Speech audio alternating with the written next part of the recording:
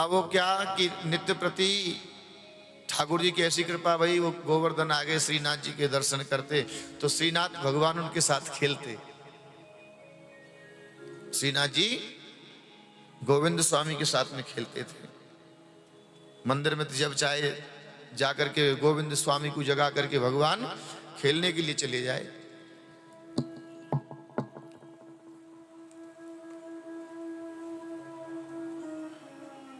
एक दिन भयो कहा, भगवान श्री कृष्ण श्रीनाथ प्रभु और गोविंद स्वामी गुल्ली डंडा खेल रहे। सवेरे सवेरे जगा करके ले गए गोविंद स्वामी को, चल गोविंद स्वामी गुल्ली डंडा खेलेंगे।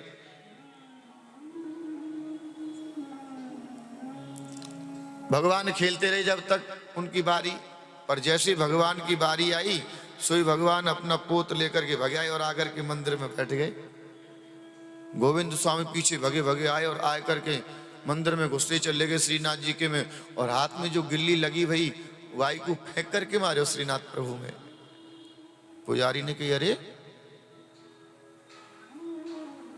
तो ये क्या करता है?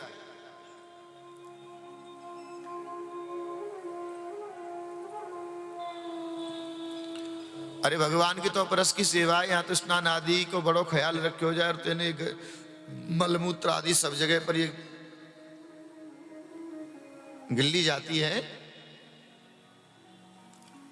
दो चपत लगा करके गोविंद स्वामी को भगा दियो।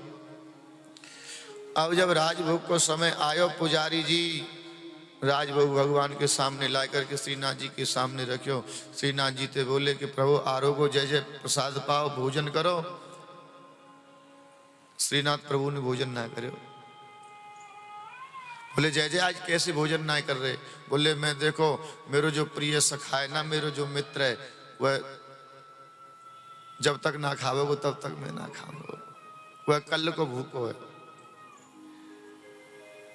अब क्या करें बेचारे, थोड़े भारी थे पुजारी, शरीर थोड़ा भारी हो, हाथ में डंडा लेकर के दो सेवक अपने साथ में लेकर के गोविंद स्वामी ढूंढते भाई जा रहे। इधर गोविंद स्वामी बड़ो क्रोध कर रहे, छोटे थे ज्यादा बड़े नहीं थे। गोविंद स्वामी क्रोध कर रहे, अरे बता मेरो पोत लेके भग गए, मेरी बारी आई तो आप भग गए, जा करके बैठ गए। पुजारी जी ने आवाज लगे, अरे गोविंद स्वामी ठहर ठहर ठहर। गोविंद स्वामी ने सोचो कि तुम्हारे को डंडा हाथ में लग रहे हो। जैसे ही भागने लगे आवाज लगाई, अरे ना भैया तो श्रीनाथ जी बुला रहे हैं। संबत 1630 की बात है ये, 1630 की बात। आतरी गांव में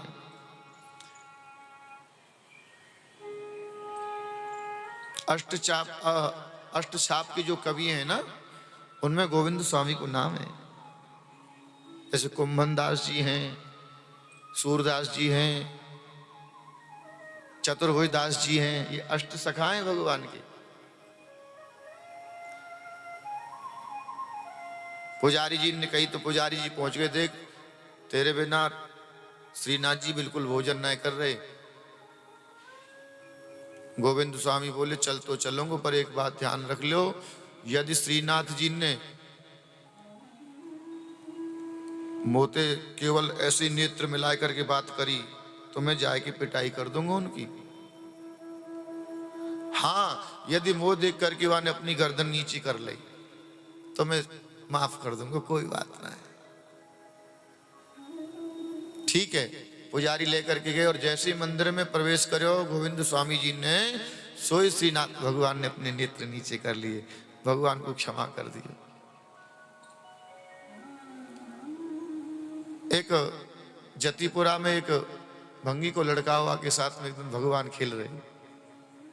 चतुर्भाई आपके नंद गोविंद स्वामी वहां से निकल करके जा रहे। अब भंगी के साथ में खेल तो देख करके आप भी वहीं खेल में लग गए। अब भंगी को तो अपने घर चले गए, मेहतर को श्रीनाथ जी बोले गोविंद स्वामी थे, गोविंद स्वामी तू अपने घर जा, हम अपने घर जा रहे हैं, हम मंदिर जा रहे हैं। गोविंद स्वामी ने बोली जय जय, ऐसे मंदिर में नहीं घुसने दूंगा मैं आपको। तो मालूम किसके लड़के के साथ में खेल रहे थे? मैतर के लड़के के साथ में खेल रहे थे आप। पहले स्नान कर लो, गुरुजी कितनो ख्याल रखे हैं मंदिर में, मालूम है तुम्हें? दिन में जब भी एक बार बाथरूम जाएंगे, लघु शंका जाएंगे तो भी स्नान करेंगे। कितनी पवित्रता के साथ में आपकी सेवा की जाती है। और तुम या ऐसे घर में चले जाओगे, मैं तुमको मंदिर में नहीं बैठने दूंगा। झगड़ो है भगवान थे, श्रीनाथ जी थे गोविंद स्वामी को। हार करके श्रीनाथ जी ने बोली ठीक है। श्रीनाथ जी थे बोले गोविंद स्वामी देखो ज्यादा ना करो तो ऐसा करो, हाथ मुंह धो लो, कुल्ला कर लो, थोड़ी जल के छींटा लगा लो। श्रीनाथ जी बोले जब तुम इतनी बात कह रहे हो तो इतना तो कर ही लेंगे। तो चलो, सोई श्रीनाथ प्रभु को लेकर के गोविंद स्वामी गोविंद कुंड पर पहुंच गए। और जैसे ही गोविंद कुंड में श्रीनाथ प्रभु ने अपनो हाथ दियो, सोई पीछे थे गोविंद स्वामी ने भगवान में धक्का मार दिया। सोई जाकर के वहां में कुंड में गिर पड़े। और आप भी जाकर के कूद गए। श्रीनाथ जी डूब रहे, जाकर के बचा करके छोड़ करके आप अपने घर चले गए भाग करके। और जब श्रीनाथ जी पहुंचे मंदिर में देखे तो भगवान के सबरे कपड़ा गीले देख करके विट्ठल स्वामी जी बोले जय जय आज किसके साथ में कहाँ ये सब कपड़ा भिगो लिए? बोले ऐसे ऐसे गोविंद स्वामी ने मोकू गोविंद कुंड में धक्का मार दियो। परम सज्जनों, ऐसी ऐसी लीला भगवान अपने भक्तों के साथ में करते हैं।